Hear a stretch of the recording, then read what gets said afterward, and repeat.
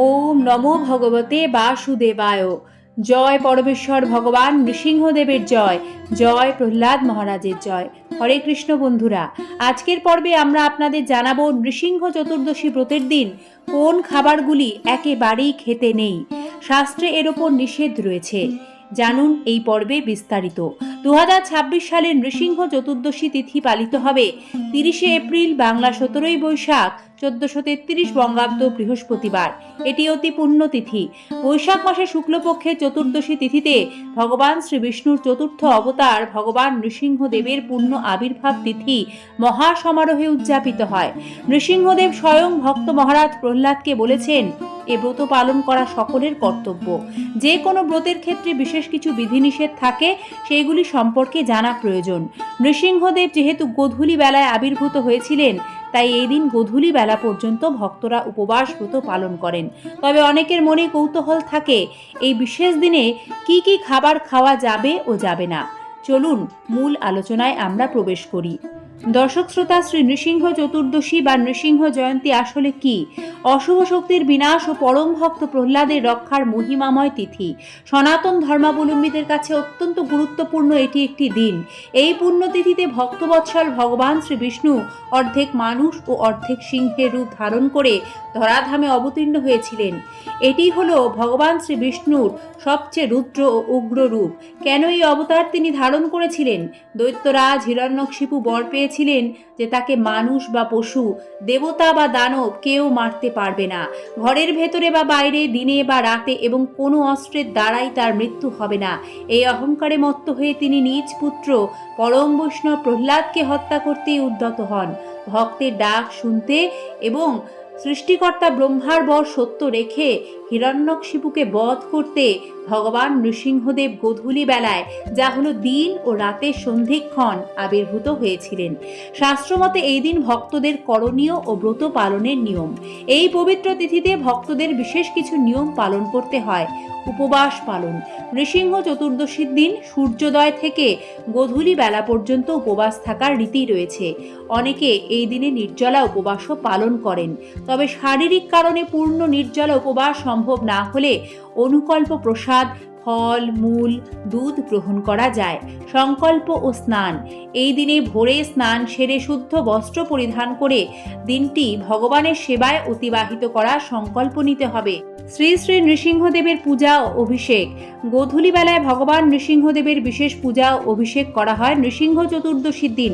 এ সময় সাদা চন্দন, ফুল, তুলসীপত্র, পঞ্চামৃত, তাজা ফলের রস, শুদ্ধ জলের ধারা দিয়ে ভগবানকে সেবা করতে হয়। এটি অত্যন্ত শুভ।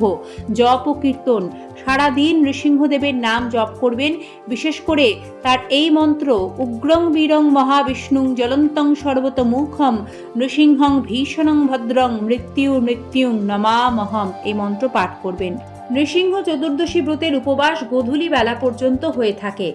এই দিন গোধূলি বেলায় শ্রী শ্রী নৃসিংহদেবের পূজা অভিষেক সম্পন্ন হলে জল, অনুকল্প প্রসাদ এগুলি আপনারা উপবাস ভেঙে গ্রহণ করতে পারবেন। তবে মাথায় রাখতে হবে, এ ব্রতের ক্ষেত্রেও একাদশী ব্রতের মতোই উপবাস ব্রত পালন করতে হয়।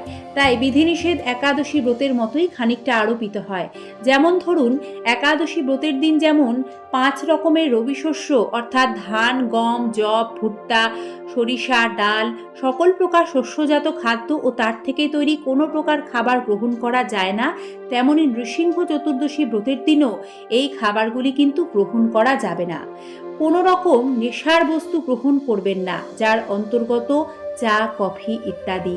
রসুন, পেঁয়াজ, তামসিক আহার এই দিন কেউ ভুল করে গ্রহণ করবেন না, কারণ এটি পুণ্যতিথি। এই দিনে এই খাবারগুলি এড়িয়ে চলতে হয়। এইগুলি মনকে অস্থির করে। দর্শক শ্রোতা, এই বিশেষ দিনে কোনো রকম শাক, পাতা, স্যালাড, এছাড়াও আপনারা বাঁধাকপি, টমেটো, করলা, বরবটি, রাজমা, মাশরুম এই খাবারগুলিও খাবেন না, কারণ এইগুলির ওপর নিষেধাজ্ঞা থাকে। বেগুন, পুঁই শাক, কলমি শাক ভুলেও খাবেন না। কি কি খেতে পারবেন তারও একটি তালিকা আপনাদের সংক্ষেপে আমরা জানাচ্ছি।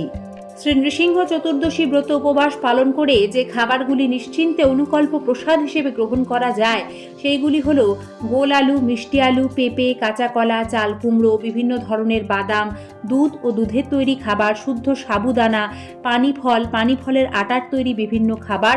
তবে ব্রতদিনে সৈন্ধব লবণ ব্যবহার করতে হবে। ঘি, বাদাম তেল, সূর্যমুখী তেলে প্রস্তুত নিরামিষ আহার, বিভিন্ন মরশুমি ফল, এইগুলি ভগবানকে ভোগ নিবেদন করে অনুকল্প হিসেবে আপনারা নিশ্চিন্তে গ্রহণ করতে পারবেন। এ ব্রতের মূল উদ্দেশ্য শুধু না খেয়ে থাকা নয়, বরং শুদ্ধ আহার, শুদ্ধ মন ও শ্রী হরির ভক্তিতে নিজেকে নিয়োজিত করা। শ্রী নৃসিংহ চতুর্দশী ব্রতের একটি গুরুত্বপূর্ণ অঙ্গ হল ভাগবত পাঠ। শ্রীমদ্ ভাগবতের সপ্তম স্কন্ধে বর্ণিত প্রহ্লাদ চরিত্র ও নৃসিংহদেবের আবির্ভাবের কাহিনী পাঠ করা বা শ্রবণ করা এই তিথির অন্যতম প্রধান অঙ্গ। তাই করবেন দান ও সেবা। সামর্থ্য অনুযায়ী দরিদ্রদের অন্ন দান বা বস্ত্রদান করা শ্রী নৃসিংহ চতুর্দশী ব্রতের মাহাত্ম্যকে বহু গুণ বাড়িয়ে দেবে। নৃসিংহ চতুর্দশীর ব্রতের গোধূলি বেলায় অবশ্যই ভক্তি ভরে নৃসিংহদেবের সামনে একটি শুদ্ধ ঘিয়ের প্রদীপ প্রজ্বলন করবেন। ভগবান নৃসিংহদেব আমাদের হৃদয়ের আসরিক প্রবৃত্তি, কাম, ক্রোধ, লোভ বিনাশ করে ভক্তির আলো জ্বালিয়ে দেন। তাই সকলে ভক্তি ভরে তার শরণাগত হলে তিনি সকল বিপদ থেকে উদ্ধার করবেন।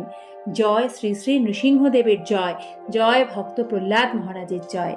হরে কৃষ্ণ কৃষ্ণ কৃষ্ণ হরে হরে, হরে রাম রাম রাম হরে হরে। সকল দর্শক বন্ধুকে জানাই শুভ পবিত্র নৃসিংহ চতুর্দশী ব্রতের আন্তরিক কৃষ্ণময় শুভেচ্ছা। আজকের পর্ব সম্পূর্ণ দেখার জন্য ধন্যবাদ। ভালো থাকবেন। আবারও দেখা হবে সনাতনী বার্তার নতুন কোনো পর্বের সাথে আগামী ভিডিওতে। ধন্যবাদ। নমস্কার।